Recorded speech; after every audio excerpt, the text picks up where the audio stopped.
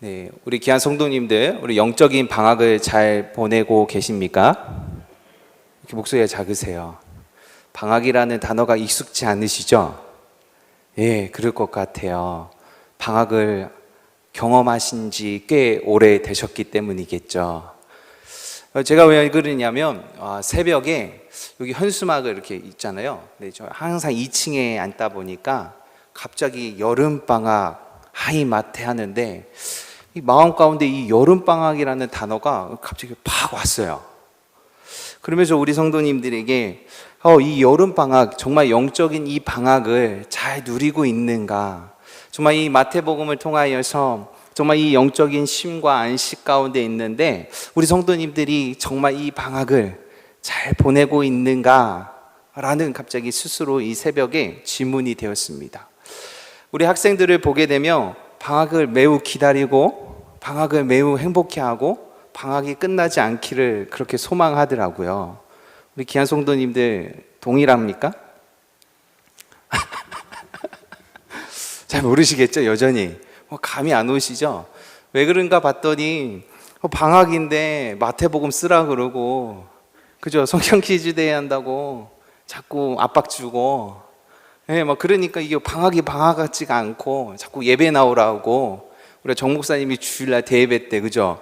수요 예배 나오겠습니다. 새벽 예배가 나오겠습니다. 금요철 예배 나오겠습니다. 결단시키고. 분명히 방학인데 방학 같지 않는 이 기분. 그래서 갑자기 새벽에 그런 마음이 들더라고요. 그래서 정말 이번 이 여름 방학을 통하여서 영적인 정말 그 기다림이 회복이 되고 정말 이 방학을 통하여서 참된 쉼이 무엇인지 좀 경험이 되었으면 좋겠다라는 마음이 갑자기 들었습니다. 그러면서 정말 우리 성도님들에게 이 방학을 정말 영적으로 어떻게 누려야 되는지 이렇게 갑자기 제가 고민이 많이 되더라고요. 많은 사람들이 일상생활을 떠나서 그 방학이 찾아왔을 때, 그 일상생활에서 벗어났을 때, 그리고 내가 평소에 하고 싶었던 것을 할 때에 우리 학생들이 그것을 방학 가운데 많이 누립니다. 그것이 늦잠이에요. 규칙적인 생활을 벗어나서 정말 내가 평소에 하고 싶었던 것을 할 수 있는 시간이 갑자기 많이 주어지고 그것을 누릴 때에 그것을 방학이라고 인식을 하고 있습니다. 그렇다면 우리 귀한 성도님들이 어떻게 보면 이 영적인 우리가 여름 방학을 맞이했어요. 이 여름 방학을 누리는 자들은 어떻게 보면 평상시에 성도님들보다 특별히 구역장님들일 줄 믿습니다. 구역 예배를 인도를 안 하시니 너무 행복하신 거죠. 매주 예배를 드리려고 하면 일일이 구역원들에게 전화를 하시고 건면하고 그들에게 동요를 하고 또 열심히 또 수요일날 또 공부도 하고 또 그것을 또 준비해서 소화해서 우리 구역원들에게 막 나눠주다가 갑자기 그것이 방학이 찾아왔죠. 그 누구보다도 우리 구역장님들이 이 방학을 잘 누리고 경험할 줄 압니다. 그러나 이 방학을 어떻게 보내느냐에 따라서 학생들은 2학기가 달라져요. 그렇다면 우리 귀한 성도님들도 이 방학을 어떻게 보내냐에 따라서 하반기에 나의 영적 수준이 달라질 줄 믿습니다. 그래서 어떤 분들은 이 방학인데 방학인지도 못 느끼는 분들도 있어요. 왜? 그냥 나는 평상시에 새벽 예배 나왔고 평상시처럼 별 없이 수요 예배 나왔고 금요철야 예배 나왔다라는 것이죠. 그게 특별히 변화가 없었어요. 근데 그런 분들에게도 오늘 주어진 이 말씀을 통하여 마음의 태도들이 변하기 시작하고 내가 이것을 반응하기 시작한다면 이 시간이 참된 쉼을 통하여 하나님 앞에 하반기 때 더욱더 힘써 나가는 시간이 될 줄 믿습니다. 그래서 정말 열심히 마태복음도 쓰세요. 그러면 그 영적인 채워짐이 있을 것이고 또 그 질문들을 풀어가면서 다시 한번 성경을 바라보면서 하나님이 말씀하시는 그 요점이 무엇인지, 중심의 키워드가 무엇인지 다시 한번 확인하고 깨닫는 시간이 되셨으면 참 좋겠습니다. 그래서 이 여름방학이 정말 우리 영혼 가운데에 참된 쉼이 되었으면 참 좋겠습니다.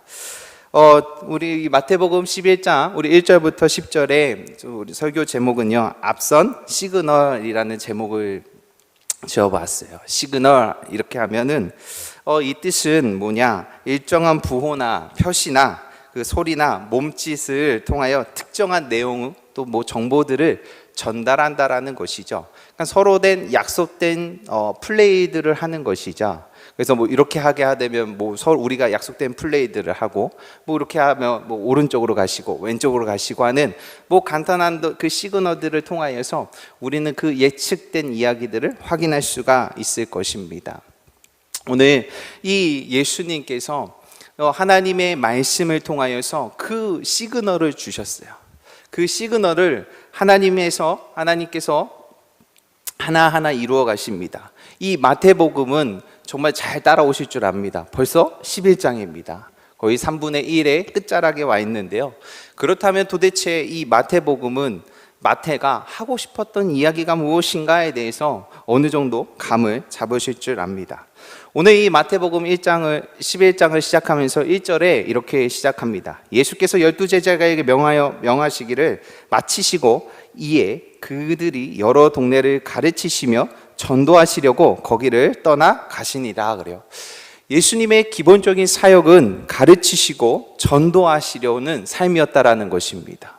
그분의 이 땅에 오신 목적이 오늘 이 마태복음 11장 1절부터 정확히 시작을 하는데요. 가르치시고 전도하시기 위한 삶을 살았다라는 것이에요. 그래서 어느 곳에 머무는 삶이 아니라 끊임없이 그 주어진 사명을 감당하기에 이동하는 삶을 살아갔다라는 것을 이야기하고 있습니다. 우리가 예수님이 과연 어떤 삶을 살아가셨는가, 그에게 주어진 공생의 그 사역 가운데에 무엇이 주어졌는가 했을 때 어떻게 보면 오늘 1절에 이야기한 것처럼 모든 무리들을 또 제자들을 가리키시고 그들에게 전도, 복음을 이야기했다라는 것을 이야기합니다. 근데 오늘 갑자기 이 11장 오늘 2절에서 이 세례 요한이 옥에 갇히는 이야기가 갑자기 뜬금없이 나옵니다. 세례 요한 하면 어떤 사람입니까? 네, 잘 알고 있을 줄 압니다. 우리 마태복음 3장을 보게 되면 특별히 2절입니다. 이렇게 얘기하죠. 회개하라, 천국이 가까이 왔다라고 외친 자입니다. 또 11절을 보게 되겠습니다. 거기에 보게 되면 나는 너희로 회개하게 하기 위하여 무리 가운데에 물로 세례를 베풀거니와 내 뒤에 오시는 이는 나보다 능력이 많으시니 나는 그의 신을 들지도 감당하지 못하겠노라 라고 고백한 자입니다. 어떻게 보면 예수 그리스도보다 6개월 앞에 먼저 태어난 자, 그리고 주의 길을 예비한 자, 그리고 그 누구보다도 하나님의 예언의 말씀을 믿고 그 기다린 자였다라는 것입니다. 근데 그가 지금 옥에 있습니다. 근데 옥에 왜 가 있는가라고 성경은 나와 있진 않지만 외경을 보면 이렇게 되어 있더라고요. 그 이 헤롯 왕이 이렇게 하나님을 잘 믿지 않았죠. 하나님을 대적했던 자입니다. 그 헤롯 왕, 그 시대에 얼마나 음란이 강했던지 이 헤롯 왕이 이 동생의 부인을 가로채요. 그리고 그 동생의 어떻게 보면 제수씨죠. 그 제수씨를 통하여서 그 사이에 자녀가 태어납니다. 그래서 이 요한이 그 문제에 대해서 헤롯 앞에 가가지고 막 얘기한 거예요. 하나님의 법으로 당신 그러면 안 된다고, 그거는 죄라고 막 했더니 이 헤롯이 열받아가지고 죄 가둬 이렇게 된 거예요. 그래가지고 열심히 어떻게 보면 요한은 자신의 사명을 잘 감당하고 있었고 그 예수 그리스도에 대한 그 예비된 길을 온전히 감당하는 그 삶 가운데에 잘 걸어가고 있다가 그 길 가운데에 옥에 갇히는 사건이 지금 딱 벌어지게 되었다라는 것입니다. 그리고 나서 옥에 갇혔어요. 이 옥에 갇혔더니 오늘 이렇게 2절을 보게 되면 요한이 옥에서 그리스도께서 하신 일을 듣고 제자들을 보내요. 3절입니다. 예수께 여짜오되 오실 그이가 당신오이까 우리가 다른 일을 기다려오니까 라는 그 이야기를 합니다. 근데 곰곰이 생각을 해봤어요. 과연 이 세례 요한이 예수 그리스도를 몰랐을까? 과연 당신이 그렇게 기다리고 더 나아가서 물세례를 주었고 그 물세례를 과정을 통하여서 그 성령님이 임하시는 그 사건을 그 누구보다도 경험했던 자입니다. 그 안에 과연 그 예수 그리스도를 향한 그 메시아에 대한 그 의심이 그 마음밭에 들어갔겠는가라는 생각을 저 혼자 이렇게 생각을 해봤어요. 근데 이것은 아니다라는 개인적으로 생각이 들었습니다. 의심에서 그 메시아를 향한 그 의구심을 통하여 제자들을 보낸 것이 아니다라는 것을 좀 우리 함께 나누고 싶습니다. 이 세례 요한은 그 누구보다도 메시아가 어떠한 분이신지 이 이사야를 통하여서 너무나도 잘 알고 있었고 이해하고 있었다라는 것이에요. 근데 문제는 뭐냐? 이 세례 요한을 따르는 제자들이 문제였어요.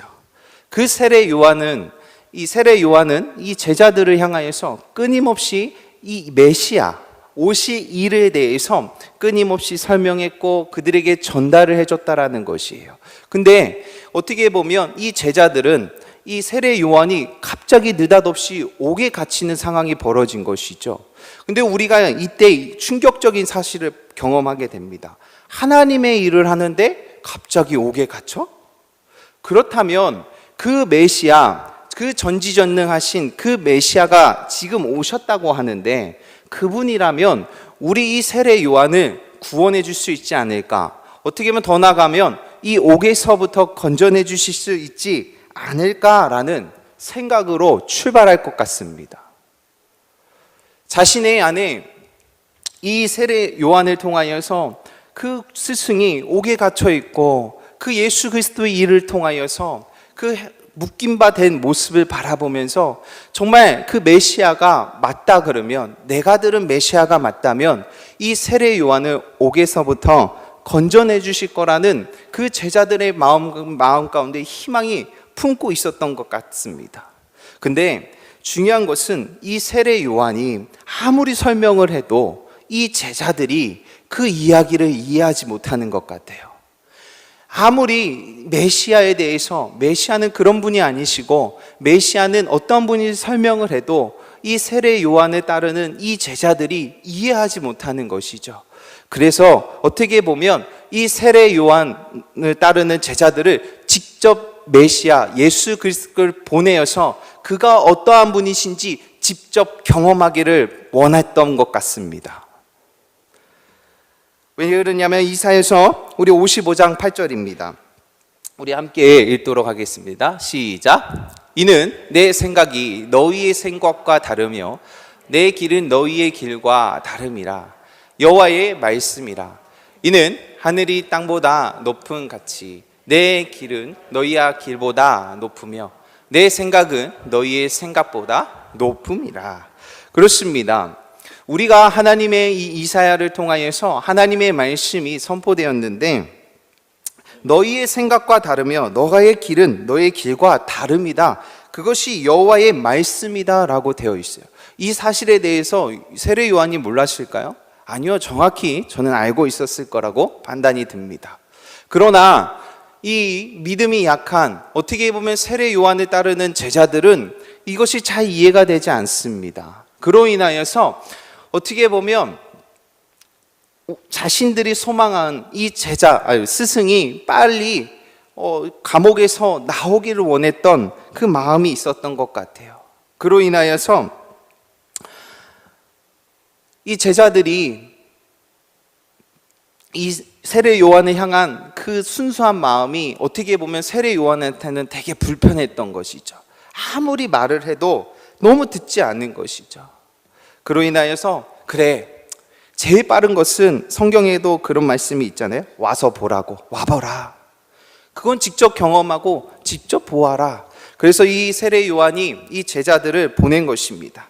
그래서 예수님께 향하여서 그 제자들이 오늘 보면 질문을 합니다.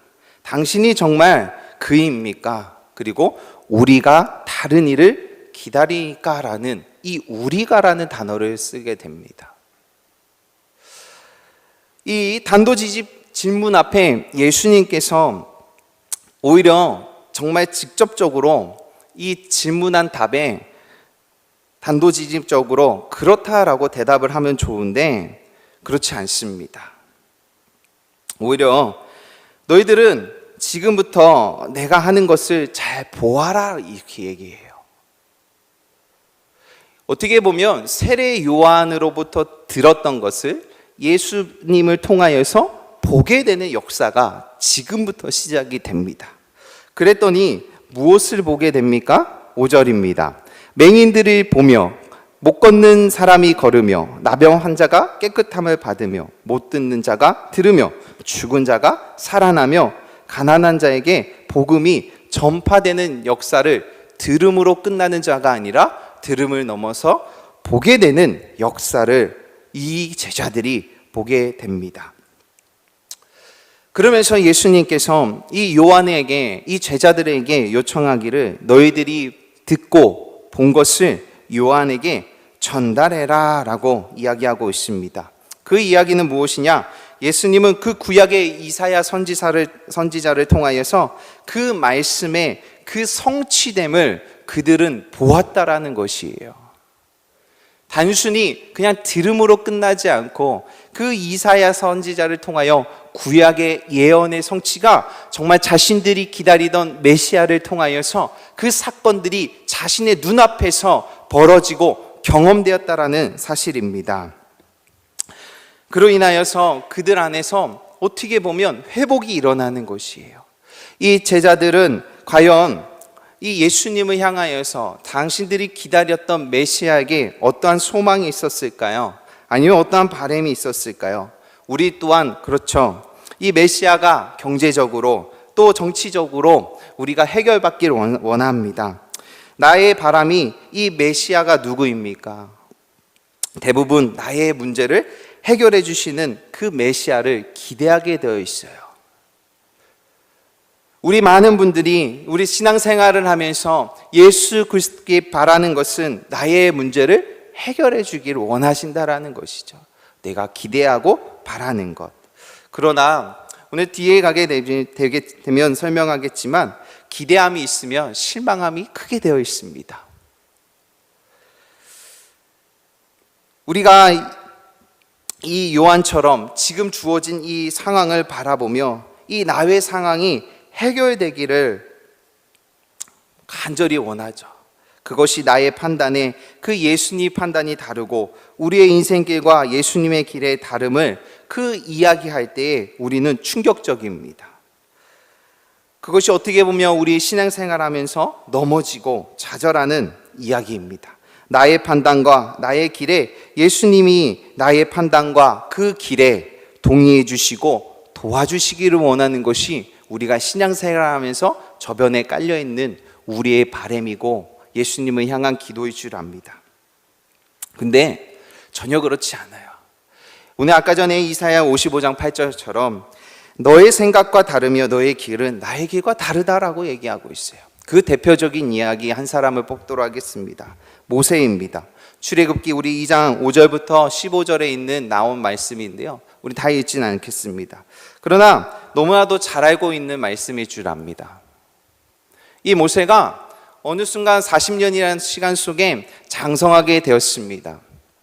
그래서 자기는 그 히브리 사람인지 이제 인식하게 되는 것이죠. 그래서 어느 날 이제 순찰하러 딱 나갔습니다. 근데 애굽 사람이 자신의 이 히브리 사람을 괴롭히고 있는 거예요. 그래서 자신이 조용히 이 애굽 사람을 이렇게 살해합니다.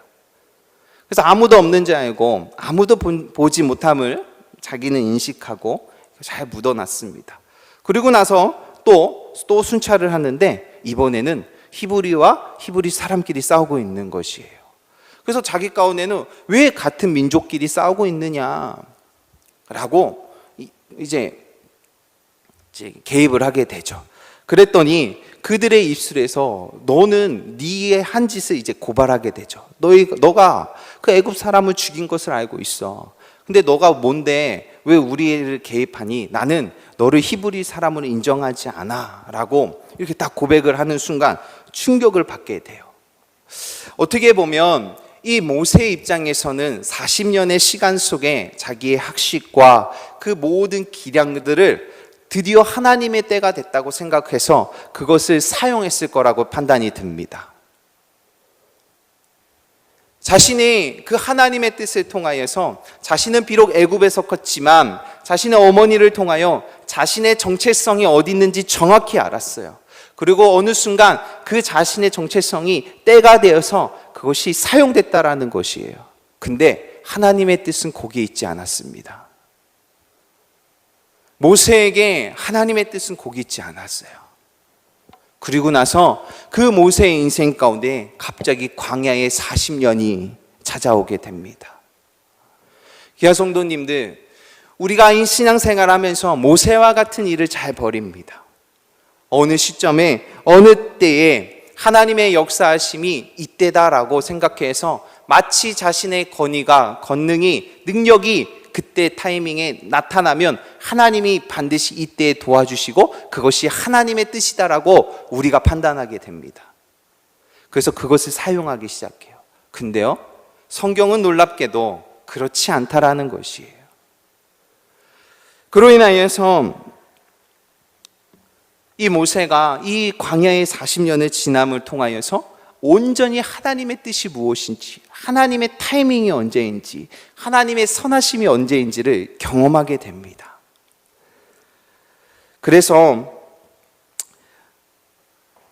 우리가 하나님께서 반드시 그 좋은 것을 주시고 하나님께서 가장 좋은 때에 허락하심을 우리는 믿지만 그 타임을 기다리는 것은 결코 쉽지 않습니다.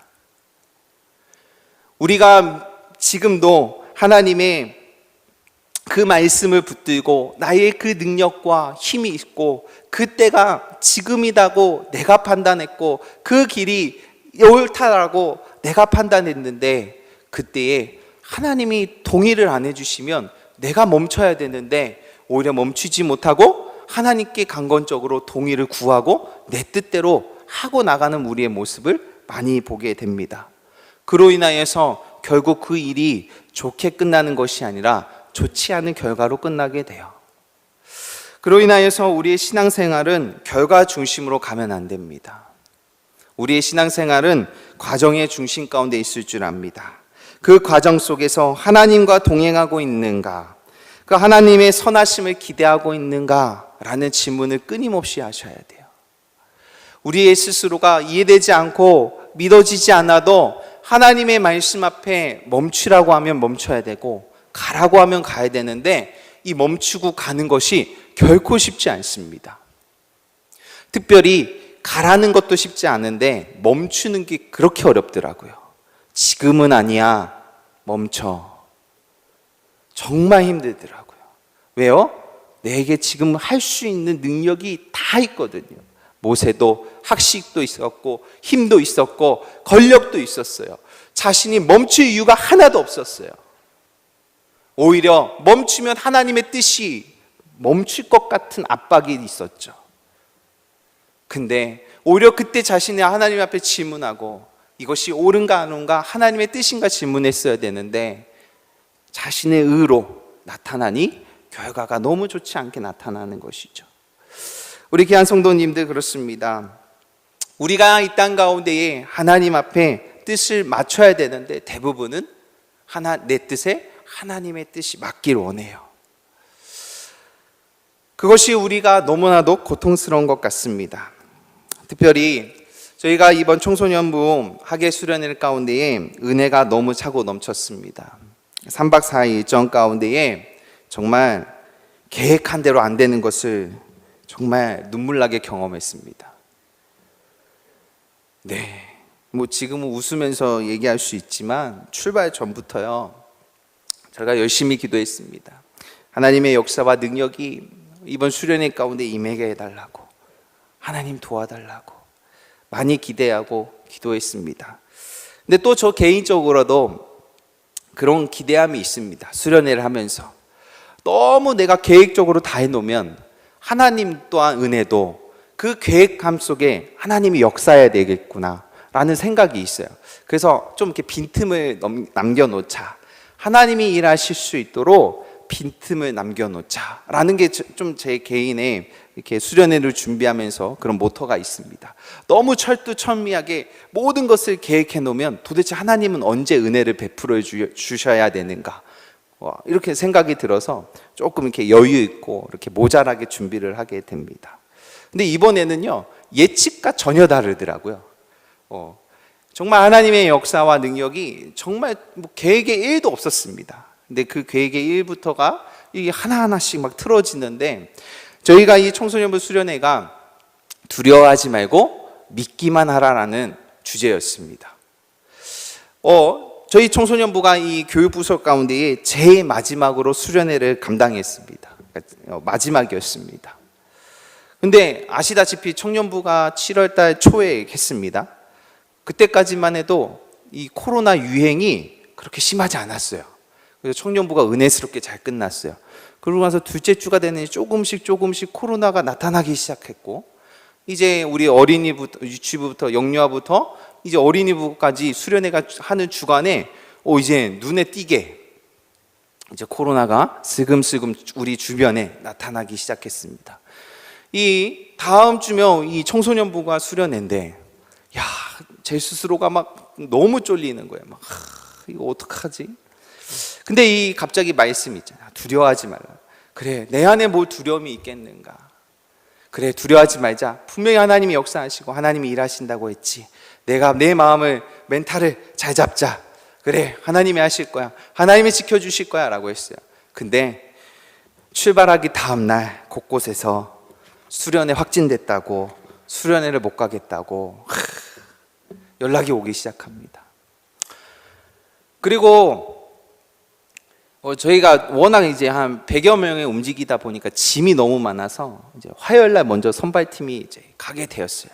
제가 탑차를 끌고 짐을 싣고 들어가는데 열심히 달려서 신성식품들이 상하지 말라고 최대한 빠르게 싣자마자 출발하게 됐습니다. 근데 가다가 펑크가 난 거예요.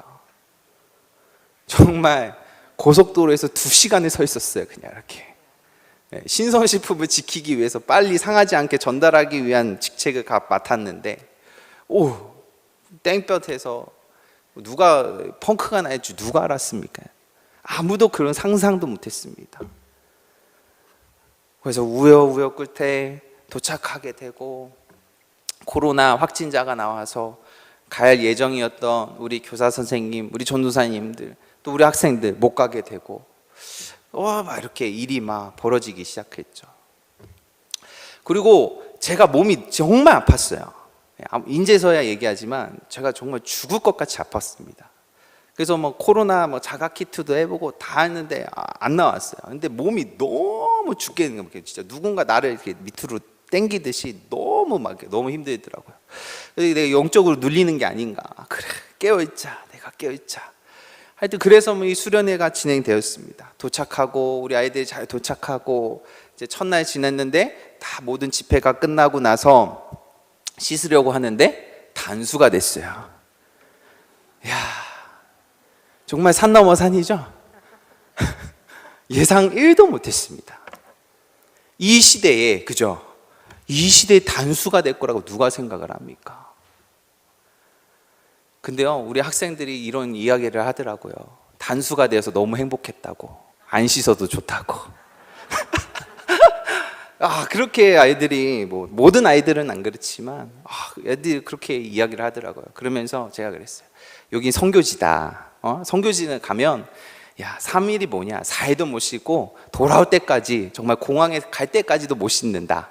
하루, 내일이면 나올 수 있다고 하니까 오늘만 씻지 말아라. 괜찮다. 안 씻어도 안 죽는다. 이렇게 이제 달래가면서 이 일정들이 이렇게 또 3박 4일 동안 끊임없이 바뀌고 변동되고 예측되지 않는 일들이 계속 주어졌어요. 근데 그 과정 가운데에 느낀 것은 하나가 있습니다. 정말 우리 안에 그 두려움이 자꾸 들어오더라고요. 이러면 어떡하지? 가야 되나? 다시 돌아가야 되나? 멈춰야 되나? 이 안 것들 계속 갈등이 되어지고 내 안에 계속 두려움이 임하더라고요. 근데 그때마다, 그래, 우리가 저 표어대로 되구나, 저 선포한 대로 되구나, 두려움을 끊임없이 밀려주는데 그 두려움을 우리가 믿음으로 행할 때 반드시 그 행함의 은혜가 있을 것이다라는 그 마음을 계속 붙들었습니다. 지금이어서 이제 3박 4일이 끝나서 돌아보니까 정말 은혜스럽고 많은 이야기가 담겨진 시간이었습니다. 근데 그 시간 속에 있을 때는 너무 고통스러웠습니다. 도대체 하나님의 뜻을 모르겠더라고요. 하나님의 길을 모르겠더라고요. 여기서 어떤 게 옳은지를 모르겠더라고요. 그러면서 하나님이 하세요. 모르겠습니다. 하나님의 이 일정 가운데에, 이 수련회 가운데에 하나님이 역사해 주세요. 그 기도를 제일 많이 한 것 같습니다. 오늘 이 6절을 보게 되면 이렇게 되어 있어요. 예수님이 누구든지 나로 말미암아 실족하지 아니하는 자는 복이 있도다. 맞습니다. 우리가 인간이기 때문에 우리의 계획이 또 우리의 길이 틀어지면 막 실족하게 돼요. 상심이 찾아옵니다. 마음이 상해요, 오히려. 그리고 하나님의 뜻을 오해하게 되고 그 뜻이 없는 것처럼 느껴진 것 같습니다. 그래서 그 하나님의 그 뜻 앞에 순종하지 못하고 오히려 실족하여서 예수 그리스도를 떠나는 우리의 모습이 돼요. 그러나 오늘 예수님께서 우리에게 권면하시기를 누구든지 나로 말미암아 실족하지 아니하는 자는 복이 있다라고 이야기하십니다. 우리가 이 팔복을 통했고 그 다음에 오늘 이 11장에 통하여서 하나님이 우리에게 이야기하시기를 실족하지 말고 내게 주어진 그 복음의 말씀을 듣고 끝까지 붙들고 나아가는 자는 복이 있다라는 것을 이야기하고 있다라는 사실입니다. 드디어 이 요한의 제자들이 예수님을 떠나 자신들이 그 경험한 그 예수 그리스도를 향하여 그 경험을 이제 요한에게 이야기하러 이제 출발했습니다. 드디어 예수님 품을 떠났습니다. 오늘 그것이 7절입니다. 7절부터 그래서 예수님이 자신을 따라온 이 무리를 향하여서 이 세례 요한을 소개하면서 예수님이 말씀하고 싶었던 이야기를 전달합니다. 너희들이 무엇을 보기 위해 광야로 나갔더냐 그래요. 이것을 좀 더 새 번역으로 읽어드리도록 하겠습니다. 나갈 때 너희는 무엇을 기대했더냐? 주말에 쉬러 나온 사람이냐? 멋진 양복을 차려입은 교주더냐? 그러나 광야에는 어림도 없다. 예언자냐? 그렇다. 너희 평생의 최고의 예언자일 것이다 라는 것을 이야기합니다. 그러면서 이 말라기가 이야기한 것처럼 내가 내 예언자를 앞서 보내어 내 길을 평탄하게 만들 것이다 라고 말한 그 예언자가 요한이다라는 것을 이 무리들에게 설명을 하게 돼요. 그러니까 이 요한의 삶, 그의 부르심 사명을 말라기 선지자를 통하여서 하나님의 말씀이 성취되었던 것을 무리들에게 설명하고 있는 것이에요.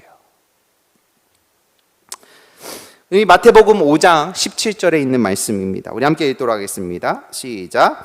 내가 율법이나 선지자를 폐하러 온 줄 생각하지 말라. 폐하러 온 것이 아니요 완전하게 하려 함이라 라는 것입니다.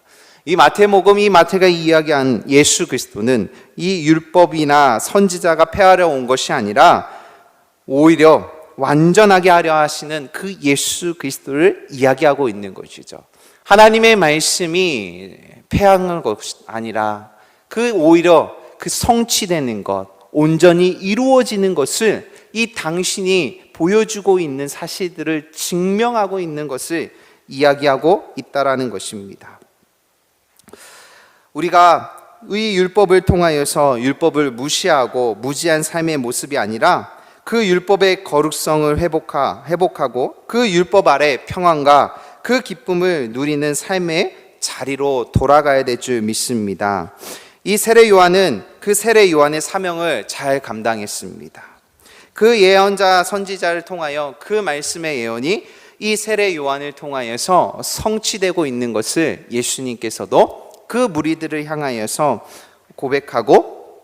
고백했다라는 사실입니다. 그들의 사명이 무엇입니까? 주의 길을 예비하는 자, 평탄케 하는 자. 어떻게 보면 이 사명을 끝까지 옥에서 세례 요한은 감당할 줄 압니다. 자신을 바라보고 자신들을 따라오는 자들을 오히려 예수님께, 메시아께 눈을 돌리고 메시아를 경험할 수 있는 통로로 자신의 사명을 옥 가운데서도 끝까지 감당했다라는 것입니다. 세례 요한의 죽음이 어떠한지 아시죠? 끝에 목에 잘려서 쟁반에 받쳐지게 됩니다. 이 세례 요한의 그 삶은 어떻게 보면 그 예수 그리스도의 예언자처럼 그의 길을 준비하고 그의 길을 평탄케 하는 준비된 자로서 앞선 자일 줄 믿습니다. 우리가 이 시대 가운데에 주어진 우리의 삶의 이야기, 사명이 있을 줄 압니다. 특별히 우리 이 마태복음 3장 3절입니다. 우리 함께 읽도록 하겠습니다. 시작. 그는 선지자 이사야를 통하여 말씀하신 자라. 일렀을 때 광야에 외치는 자의 소리가 있어 이르되 너희는 주의 길을 준비하라. 그가 오실 길을 곧게 하라 하셨느니라. 그렇습니다. 예수님께서 이 선지자 이사야를 통하여서 우리에게 주어진 그 사명이 있습니다. 그가 오실 길을 곧게 하라. 주의 길을 준비하라. 우리의 인생의 삶의 가장 목적은, 오늘도 주어진 내 삶의 이유는 그의 길을 준비하고 그의 오실 길을 곧게 하는 자일 줄 믿습니다. 그로 인하여서 우리가 우리의 삶 가운데 하나님의 언약의 말씀이 반드시 성취되고 반드시 이루어진다라는 우리의 믿음이 필요할 줄 믿습니다. 세상이 우리를 흔들 것입니다. 우리에게 끊임없이 그 하나님의 말씀이 이루어지지 않는 것, 그 말씀은 진리가 아니라는 것, 그것은 안 보인다, 그 말씀은 거짓이다라는 끊임없이 우리의 유혹과 두려움을 줄 줄 압니다. 그럼에도 불구하고 우리는 이 하나님의 말씀을 통하여서 그 말씀은 반드시 이루어지고 성취될 것이라는 우리의 믿음이 이 시대에 필요할 줄 믿습니다.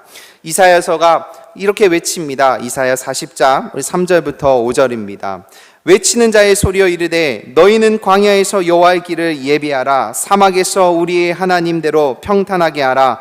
골짜기마다 도우시며 산마다 언덕마다 낮아지며 고르지 아니한 곳에 평탄하게 되며 험한 곳에 평지가 될 것이요 여호와의 영광이 나타나고 모든 육체가 그것을 함께 보리라. 이는 여호와의 입에서 말씀하셨느니라. 그렇습니다.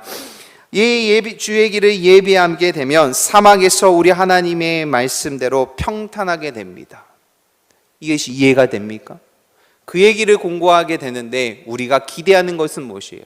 오히려 초원 같은 곳에 우리가 그의 길을 준비하는 자가 되길 원하는 것이지, 우리가 사막 한가운데 떨어져서 그의 길을 준비하고 그의 이름이 평탄하게 되는 것, 그의 시온의 대로 그 물줄기가 그 사막 가운데 흐른다라는 것, 우리 스스로가 믿어지십니까? 우리가 사막 한가운데서 선포되겠습니까? 그의 길을 만드시겠습니까? 그의 물길, 사막 한가운데 서서 물길을 만들라고 우리에게 사명을 주신다면 우리부터 그것이 이해가 됩니까? 우리는 이해가 안 됩니다. 물줄기는 사막에서 나는 게 아니죠, 하나님. 우리는 이렇게 시작할 거예요. 그러나 오늘 예언 이사야서를 통하여서 선지자는 분명히 하나님 때에 그런 역사와 그런 일들이 이루어질 것이다. 너희들에게 그 준비된 주의 길을 예비하고 너희들은 준비하고 있어라 그래요. 우리와 정말 생각이 다르고 상식으로 벗어난 주님의 길을 예비하고 평탄하라는 그 사명을 주셨어요. 우리가 이 시대에 우리가 살아갑니다. 과연 우리의 이 시대 속에서 그 하나님의 주의 길을 어떻게 예비하고 그 준비할 것인가? 그것을 내가 어떻게 온전히 감당하고 있는가? 그 관점이 세상이 아니라 하나님의 말씀에 중심을 두시고 그 하나님의 말씀에 따라 우리는 그 말씀을 붙들고 우리의 삶을 견디고 지킬 때에 반드시 그 사망의 시온의 대로가 날 줄 믿습니다. 우리는 그런 믿음의 시작이 필요하고 그 신앙의 태도가 오늘 우리에게 주어진 삶일 줄 믿습니다. 그로 인하여서 오늘 10절입니다. 마태복음 11장 10절에 이렇게 되어 있죠. 기록된 바 보라 내가 내 사자를 내 앞에 보내리니 그가 내 길을 내 앞에 준비하느니라 하신 것이 이 사람에 대한 말씀이다라는 이야기를 해요. 내 앞에 준비된 내 길 앞에 준비된 자에 대해서 이 마무리하면서 그 무리들에게 소개합니다. 그렇습니다. 우리는 이미 그 예수 그리스도가 이후에 삶을 살아가고 있습니다. 그러나 예수님께서 다시 한번 재림의 때가 온답니다. 그가 이 땅의 왕으로 참된 왕으로 오신다고 합니다. 그렇다면 우리는 그 왕의 길을 예비하고 준비해야 됩니다. 그 왕 대신 그 길을 맞이하고 기대하고 우리 스스로가 그 자리를 지켜야 될 줄 믿습니다. 이 열처녀의 비유처럼 우리는 지혜로운 처녀가 되고 지혜로운 신부가 되어야 될 줄 믿습니다. 세상의 가치와 세상의 판단으로 우리가 서 있는 자들이 아니라 하나님의 말씀으로 서 있고 하나님의 말씀 앞에 순종함으로 나아갈 때 그것이 지혜로움이요 지혜로운 신부가 될 줄 믿습니다.